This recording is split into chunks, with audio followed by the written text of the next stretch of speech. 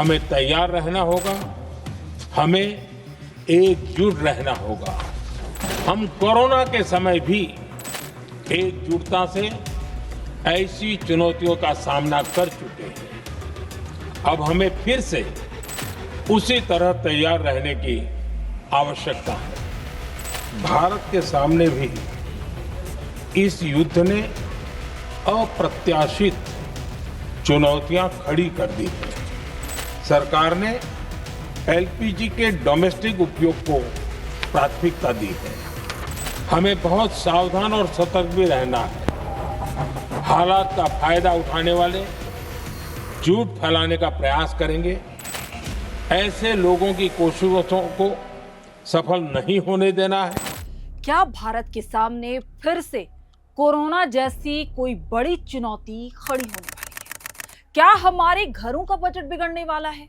और क्या 7 समंदर पार छिड़ी एक जंग आपके रसोई घर के गैस सिलेंडर और आपकी गाड़ी के पेट्रोल टैंक पर सीधा हमला करने वाली है? ये सवाल मैं नहीं पूछ रही, ये सवाल पैदा हुए हैं प्रधानमंत्री नरेंद्र मोदी के उस संबोधन से जो उन्होंने राज्यसभा और लोकसभा में दिया। पीएम ने साफ लफ्जों में कहा कि भारत के सामने अप्रत्याशित चुनौतियां हैं जिसका अब डटकर हम लोगों को सामना करना होगा। पश्चिम एशिया यानी मिडिल ईस्ट सुलग रहा है और इसकी तपिश अब भारत की दहलीज तक महसूस की जा रही है। हमारे देश के सामने एक बड़ा संकट आकर खड़ा हो गया है। जिस तरह हमने कोरोना का सामना किया, ठीक उसी तरह हमें अब इस चुनौती का सामना करना होगा। इसके बाद से देश में एक अजीब सी स्थिति उत्पन्न हो गई। लोगों में डर देखा जा रहा है और विपक्ष को बना बनाया एक मुद्दा मिल गया, जबकि ये वक्त सबके साथ का है, समझदारी का है, क्योंकि बात देश की है और यहाँ के 140 करोड़ लोगों की है। नमस्कार, मैं हूं प्रियंका मिश्रा और आप देख रहे हैं एयर नाउ। चलिए आपको विस्तार से बताते हैं कि प्रधानमंत्री नरेंद्र मोदी ने क्या कहा और आने वाला संकट हमारे लिए कितनी चुनौतियां लेकर आ रहा है। इस पर आपको विस्तार से बताते हैं। आप पूरा वीडियो संयम के साथ जरूर देखिएगा। सबसे पहले समझिए कि आखिर ये मामला है क्या, क्यों हम इसे एक चुनौती कह रहे हैं। मिडिल ईस्ट में जंग को 3 हफ्ते से ज्यादा हो चुके हैं। पीएम मोदी ने जिक्र किया है हॉर्मुज स्ट्रेट का। ये वो रास्ता है जहां से भारत में कच्चा तेल, गैस और खाद आता है। अब वहां जहाजों का आना जाना दोभर हो गया है। हॉर्मुज स्ट्रेट को बंद कर दिया गया और ये जो जंग है मिडिल ईस्ट का, ये लंबा चलने वाला है। ऐसी स्थिति में गैस, पेट्रोल की किल्लत हो सकती है। पीएम मोदी ने क्या कहा कि किस तरह हमारी सरकार इस किल्लत को संभालेगी, हमारा देश इस चुनौती का सामना कैसे करेगा, हम इसके लिए कितना तैयार हैं। आपको एक एक कर बताते हैं कि पीएम मोदी ने पॉइंट टू पॉइंट क्या कहा। सबसे पहले इसको समझिए। उन्होंने कहा कि पश्चिम एशिया की हालत जो है वो चिंताजनक है। इस संकट को 3 हफ्तों से ज्यादा हो गया। इस जंग ने पूरे विश्व की अर्थव्यवस्था पर और लोगों के जीवन पर असर डाला है और ये जंग जो है वो लंबे समय तक चलने की आशंका है। हमारे देश में कोविड के दौरान भी सप्लाई चेन में संकट पैदा हुआ था और देश ने एकजुटता के साथ उसका मुकाबला किया। ठीक उसी तरह इस चुनौती का हमें डटकर सामना करना है।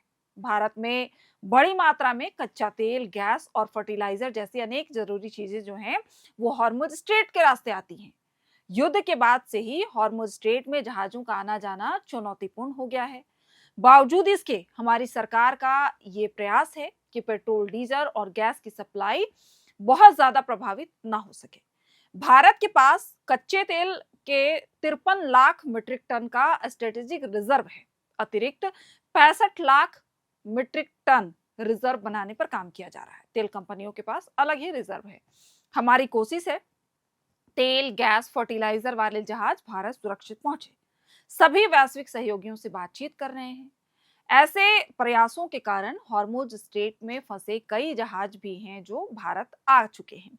संकट के समय में देश की एक और तैयारी बहुत काम आ रही है। पिछले 10 साल में इथेनॉल के उत्पादन और ब्लेंडिंग बढ़ी है। आज हम पेट्रोल में 20% इथेनॉल ब्लेंडिंग कर रहे हैं। इससे 4.5 करोड़ बैरल कम तेल आयात करना पड़ रहा है। रेलवे के बिजलीकरण से हर साल 180 करोड़ लीटर डीजल की बचत हो रही है। पीएम मोदी ने यह भी कहा कि हम सभी जानते हैं कि देश अपनी जरूरत का 60% एलपीजी प्रोडक्शन करता है। देश में इसके उत्पादन को हमने बढ़ावा दिया है। पेट्रोल डीजल की सप्लाई सुचारू रूप से जारी है और इस पर काम भी किया जा रहा है। प्रधानमंत्री ने साफ और सीधे शब्दों में कहा कि देश में एलपीजी के घरेलू उपभोक्ताओं की जरूरतों को प्राथमिकता दी जाएगी। पीएम मोदी ने लोगों से यह भी अपील की है कि इस संघर्ष का प्रभाव लंबे समय तक बने रहने की संभावना है। हमें सावधान और सतर्क रहना है।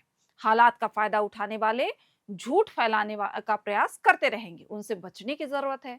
सभी राज्य सरकारें अपने राज्य में कालाबाजारी और जमाखोरी करने वालों पर कड़ी निगरानी रखें और त्वरित कार्रवाई करें। पीएम मोदी ने पश्चिम एशिया संकट पर बोलते हुए यह भी कहा कि इस युद्ध ने पूरी दुनिया में गंभीर ऊर्जा संकट भी पैदा कर दिया है। भारत के लिए यह भी एक चिंताजनक स्थिति है। व्यापारिक रास्ते प्रभावित हुए हैं, इसलिए सप्लाई प्रभावित हुई है। लगभग 1 करोड़ भारतीय खाड़ी देशों में रहते हैं और काम करते हैं और उनके जीवन और आजीविका की सुरक्षा सुनिश्चित करना भारत के लिए एक प्रमुख चिंता का विषय है। 3 लाख से ज्यादा भारतीय सुरक्षित लौट चुके हैं। कुछ भारतीयों की जानें गई हैं।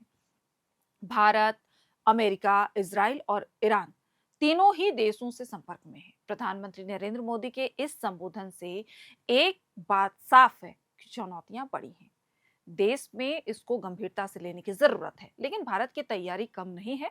चाहे वो हार्मुज स्ट्रेट का तनाव हो या कच्चे तेल की वैश्विक किल्लत, सरकार ने अपनी रणनीति स्पष्ट कर दी है। लेकिन जैसा कि पीएम ने कहा, यह समय सिर्फ सरकार के काम करने का नहीं, बल्कि हम 140 करोड़ भारतीयों के संयम और सतर्कता का भी है। जब दुनिया युद्ध की आग में झुलस रही हो, तब अफवाहें और काला बाजारी करने वाले लोग जो हैं वो सक्रिय हो जाते हैं।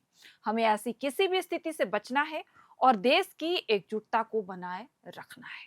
भारत ने पहले भी कोरोना जैसी अदृश्य आपदा को मात दी है और अब इस भू राजनीतिक संकट, इस जंग से भी हम डटकर सामना करेंगे। हम इस चुनौती से भी निकलेंगे।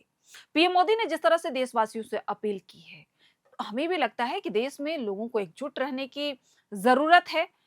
कोई भी अफवाह पर ध्यान देने की जरूरत नहीं है, लेकिन हाँ, इस दौरान समझदारी भी जरूरत है कि अगर आपके घर में 1 गैस है, 2 गैस है, अगर आपका परिवार छोटा है तो आप एकत्रित करके ना रखें। इससे देश में जो है गैस की गंभीर स्थिति उत्पन्न हो सकती है, क्योंकि ये जंग लंबा चलने वाला है। 2-3 महीने तक अगर ये स्थिति रही, हार्मुज स्ट्रेट बंद रहा, तो हम बहुत भारी किल्लत से गुजरेंगे। चाहे वो राशन का सामान हो, चाहे वो गैस हो, चाहे वो पेट्रोल हो, इन सभी चीजों की किल्लत से पूरा भारत देश जूझेगा। आपको क्या लगता है? आपके शहर का मिजाज कैसा है? क्या आपके शहर में गैस की किल्लत हो रही है? क्या आपके शहर में जो एजेंसी वाले हैं वो स्टॉक कर रहे हैं? क्या हम इस ऊर्जा संकट को अवसर में तब्दील कर पाएंगे?